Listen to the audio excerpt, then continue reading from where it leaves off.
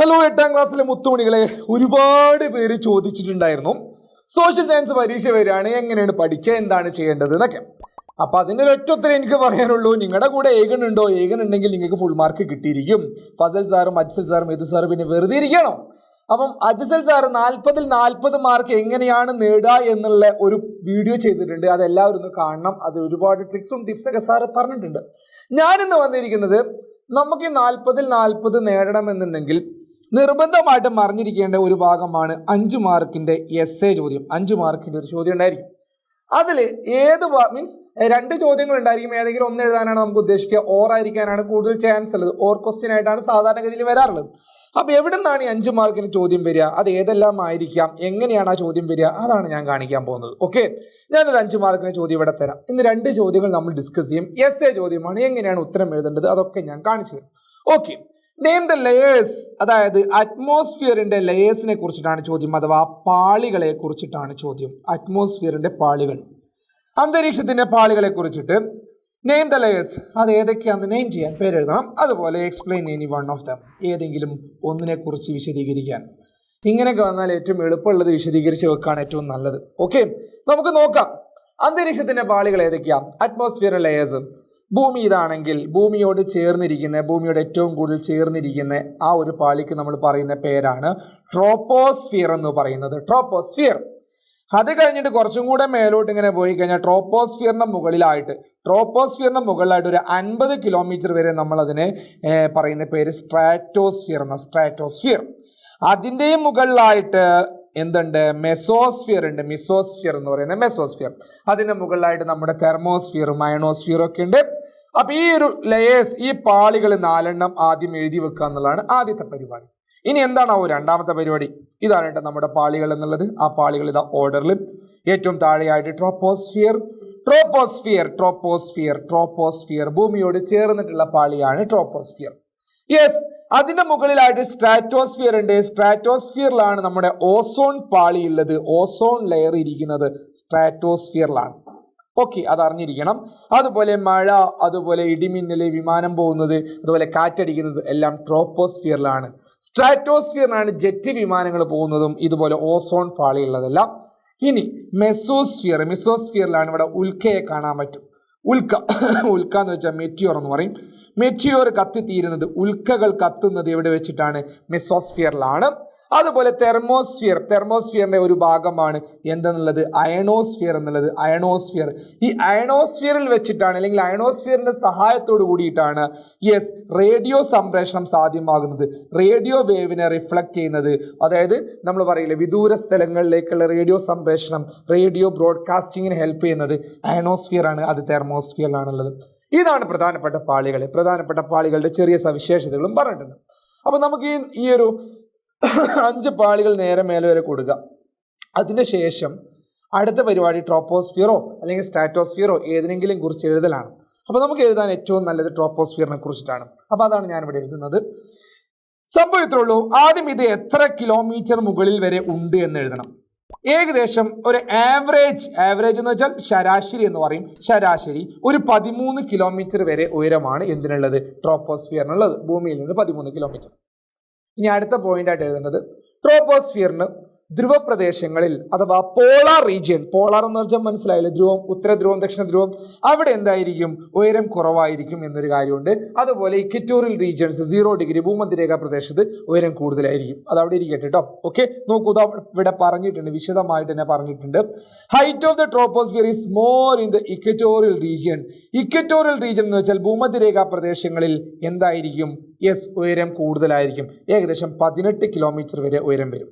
Okay, അതിനർത്ഥം ധ്രുവപ്രദേശങ്ങളിൽ ഉയരം കുറവായിരിക്കും എന്നാണ്. അതിന് കാരണമൊക്കെ കൊടുത്തിട്ടുണ്ട്, അതൊന്നും എഴുതണമെന്ന് നിർബന്ധമൊന്നുമില്ല. ഇനി നിർബന്ധമായിട്ട് നമ്മൾ എഴുതേണ്ട ഒരു കാര്യമുണ്ട്, അത് ഈ പോയിന്റ് ആണ്. പ്രധാനപ്പെട്ട കാലാവസ്ഥ പ്രതിഭാസങ്ങൾ അല്ലെങ്കിൽ അറ്റ്മോസ്ഫിയറിക് ഫിനോമിന എന്തെല്ലാമാണ്? ക്ലൗഡ് ഫോർമേഷൻ, മേഘങ്ങൾ ഉണ്ടാവുന്നത്, മഴ പെയ്യുന്നത്, മഞ്ഞ് പെയ്യുന്നത്, വിൻഡ് ഉണ്ടാവുന്നത്, തണ്ടർ, ഇടിമിന്നൽ, ഈ കാര്യങ്ങളെല്ലാം ഉണ്ടാവുന്നത് എവിടെയാണ്? ട്രോപ്പോസ്ഫിയറിലാണ്. ശ്രദ്ധിക്കണം. യെസ്, അതൊന്ന് ജസ്റ്റ് ഒന്ന് ശ്രദ്ധിച്ചു വെക്കാം. ഇനി അടുത്തൊരു പോയിന്റ് കൂടെ പറയുന്നുണ്ട്. ട്രോപ്പോസ്ഫിയറിന്റെ മുകളിലോട്ട് പോകുന്തോറും താപനില കുറഞ്ഞു വരുന്നു. 1 ഡിഗ്രി സെൽഷ്യസ് വീതം ടെമ്പറേച്ചർ ഡിക്രീസ് ചെയ്യുന്നുണ്ട്. ഇതിന് നമ്മൾ പറയുന്ന പേരാണ് ലാപ്സ് റേറ്റ് എന്ന് പറയുന്നു. ക്രമമായ താപനഷ്ട നിരക്ക് എന്ന് പറയും. ക്രമമായ താപനഷ്ട നിരക്ക് ഓരോ 165 മീറ്ററിലും 1 ഡിഗ്രി സെൽഷ്യസ് വീതം കുറയുന്നുണ്ട്. അതിന് പറയുന്ന പേരാണ് ക്രമമായ താപനഷ്ട നിരക്ക്, ലാപ്സ് റേറ്റ് എന്നുള്ളത്. ഇത്രയും എഴുതി വെച്ചാൽ, ഇത്രയും എഴുതി വെക്കണം. എന്തിനു വേണ്ടിയിട്ടാ? 5 മാർക്കിന് വേണ്ടിയിട്ട്.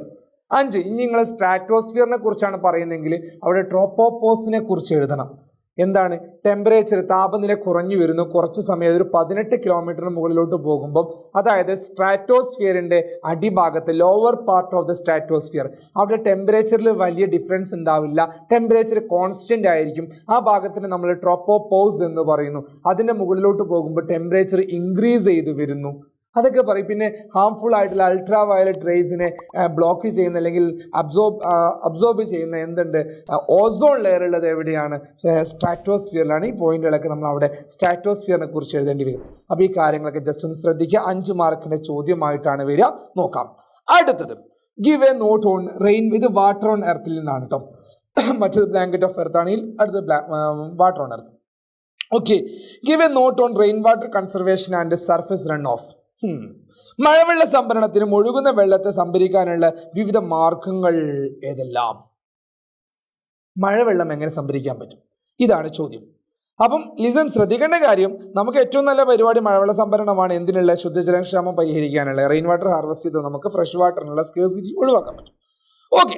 2 രീതിയിൽ നമുക്ക് റെയിൻ വാട്ടർ ഹാർവെസ്റ്റ് ചെയ്യാം. ഒന്നാമത്തത് roof top rain water harvesting. അതായത് പുരയുടെ മേലെ പെയ്യുന്ന മഴവെള്ളം ഉണ്ടല്ലോ, അതിനെ സംഭരിച്ചു വെക്കുക. സിമ്പിളായിട്ട് പറഞ്ഞാൽ. അടുത്തത് സർഫസ് റൺ ഓഫ് ഹാർവെസ്റ്റിംഗ്. ഈ പുഴയിലൂടെയും അതുപോലെ സ്ട്രീം, അരുവി, തോട് എന്നൊക്കെ പറയില്ലേ, അതിലൂടെ ഒഴുകി പോകുന്ന വെള്ളത്തെ തടഞ്ഞു വെച്ച് അതിനെ സംഭരിക്കാം. ഈ 2 രീതിയിലാണ് നമുക്ക് എന്ത് ചെയ്യാൻ പറ്റുക? വെള്ളത്തെ കൺസർവ് ചെയ്യാൻ പറ്റുക, റെയിൻ വാട്ടറിനെ ഹാർവെസ്റ്റ് ചെയ്യാൻ പറ്റുക. മേൽക്കൂര മഴവെള്ള സംഭരണം, ഉപരിതല നീരൊഴുക്കിന്റെ സംഭരണം. ഈ ഉപരിതല നീരൊഴുക്ക് എന്ന് വെച്ചാൽ ഇത് കേട്ട് പേടിക്കുന്നു വേണ്ട. പുഴ, റിവർ ഒഴുകല്ലേ ആ ഒഴുകുന്നത്, അരുവി, സ്ട്രീം, ഇതൊക്കെയാണ് ഉദ്ദേശിച്ചത്. Okay, yes. ഇനി മേൽക്കൂര മഴവെള്ള സംഭരണം കൂടുതൽ ഡെക്കറേഷൻ ഒന്നുമില്ലാതെ എളുപ്പത്തിൽ പറഞ്ഞുതരാം. മേൽക്കൂരയിൽ നിന്ന് വീഴുന്ന വെള്ളം എല്ലാം കൂടെ ഒരു കുഴലിലൂടെ നേരെ ടാങ്കിലേക്ക് മാറ്റുന്നു. ഒന്നെങ്കിൽ അത് ഗ്രൗണ്ട് വാട്ടർ ഫില്ല് ചെയ്യാൻ വേണ്ടി യൂസ് ചെയ്യുന്നു, അല്ലെങ്കിൽ അത് വെല്ലിലേക്ക്, കിണറിലേക്ക് ഇറക്കിയിടുന്നു. അത്ര, അല്ലെങ്കിൽ ആ ടാങ്ക് തന്നെ സ്റ്റോർ ചെയ്ത് വെക്കുന്നു. ഇതാണ് പരിപാടി. ഇതിന് നമ്മൾ പറയുന്ന പേരാണ് മേൽക്കൂര മഴവെള്ള സംഭരണം, roof top rain water harvesting. The level of the underground water can be raised either by draining the rain water. Drain എന്ന് വെച്ചാൽ റെയിൻ വാട്ടർ നമ്മൾ ഹാർവെസ്റ്റ് ചെയ്ത് കോയിലൂടെ എടുക്കുന്നു. Water to the ground or by collecting in storage tank. ഒരു storage ടാങ്കിൽ store ചെയ്ത് വെക്കുക ചെയ്യാം, അല്ലെങ്കിൽ ഗ്രൗണ്ടിലേക്ക് ഇറക്കിയിടാം. ഗ്രൗണ്ട് വാട്ടർ റീചാർജ് ചെയ്യാം. ഇതാണ് പരിപാടി. കെട്ടിടങ്ങളുടെ മേൽക്കൂരയിൽ പതിക്കുന്ന മഴവെള്ളം സംഭരണികൾ ശേഖരിക്കുകയോ ഭൂമിയിലേക്ക് ഇറക്കിവിട്ട് ഭൂഗർഭജല വിതാനം ഉയർത്തുകയോ ചെയ്യാം. ഇതാണ് roof top rain water harvesting കൊണ്ട് ഉദ്ദേശിച്ചത്. ഇനി എങ്ങനെ നമുക്ക് ഉപരിതല നീരൊഴുക്കിനെ സംഭരണം സാധ്യമാവാം? എന്തെല്ലാം കാര്യങ്ങളാണ് ചെയ്യാൻ പറ്റുക? Conservation of wetland. നമുക്കറിയാം എന്താണ് തണ്ണീർത്തടം എന്ന് പറഞ്ഞാൽ. തണ്ണീർത്തടം എന്ന് വെച്ചാൽ natural sink of rain water എന്നാണ് നിങ്ങളുടെ ബുക്ക് പറഞ്ഞത്. നിങ്ങളുടെ ബുക്കിൽ നിന്നല്ല, അതിൻ്റെ അർത്ഥം തന്നെയാണ്. പ്രകൃതിദത്തമായ സ്ഥലങ്ങളാണ്. എന്തിൻ്റെ? മഴവെള്ളം ഊർന്നിറങ്ങുന്ന പ്രകൃതിദത്തമായുള്ള സ്ഥലങ്ങളാണ് തണ്ണീർത്തടങ്ങൾ, വെറ്റ്ലാൻഡ് എന്ന് പറയുന്നത്. അതായത് പാഡി ഫീൽഡ്, ചതുപ്പ് നിലങ്ങൾ, ഫീൽഡുകൾ, വയലുകളൊക്കെയാണ് കേട്ടോ. ഓക്കെ, അതിനെ കൺസർവ് ചെയ്യണം. പ്രൊട്ടക്ഷൻ ഓഫ് ഫോറസ്റ്റ്, മരങ്ങൾ നിലനിർത്തുക. ടെറസ് ഫാമിംഗ്, തട്ട് കൃഷി. തട്ട് കൃഷി എന്ന് പറയും. ടെറസ് ഫാമിങ്ങിന് തട്ട് കൃഷി എന്നാണ് പറയുക. മരങ്ങൾ നട്ട് വളർത്തുക വെച്ചാൽ അഫോറസ്റ്റേഷൻ. ഓക്കെ, തട്ട് കൃഷി വെച്ചാൽ നമ്മളിപ്പോൾ ഒരു മൗണ്ടെയിൻ, ഒരു കുന്നുണ്ടെങ്കിൽ ആ കുന്ന് എന്ത് ചെയ്യണം? നമ്മൾ തട്ടാക്കി മാറ്റിയിട്ട് എന്ത് ചെയ്യണം? കൃഷി ചെയ്യണം. എന്നാൽ എന്ത് ചെയ്യും? ഈ സോയിലൊക്കെ കൺസർവ് ചെയ്യും. സോയിലിനെ തടഞ്ഞു വെക്കാൻ പറ്റും. ഓക്കെ, സോയിൽ കൺസർവേഷൻ സാധ്യമാകും. മൾച്ചിങ് എന്ന് വെച്ചാൽ ഈ പുല്ലു വൈക്കോലൊക്കെ ഇട്ട് കൊടുക്കുക. വെള്ളം ഒഴുകി പോകാതിരിക്കാൻ വേണ്ടി, മണ്ണിൽ എപ്പോഴും ഈർപ്പം നിലനിർത്താൻ വേണ്ടി മൾച്ചിങ് ചെയ്യുക. ഓക്കെ, വെള്ളം ഉള്ളിലേക്ക് ഇറങ്ങാൻ വേണ്ടി. കൺസ്ട്രക്ഷൻ ഓഫ് ചെക്ക് ഡാം, തടയണകൾ നിർമ്മിക്കുക. അതുപോലെ കൺസ്ട്രക്ഷൻ ഓഫ് മഡ് വാൾ, കയ്യാലകൾ എന്നൊക്കെ പറയും. അതായത് കയ്യാല എന്ന് വെച്ചാൽ ഒരു റിവർ, അരുവിയൊക്കെ ഉണ്ടെങ്കിൽ അതിൻ്റെ ഇരുവശങ്ങളും സംരക്ഷിക്കുക. അതാണ് ഈ മഡ്വാൾ കൊണ്ട് ഉദ്ദേശിക്കുന്നത്.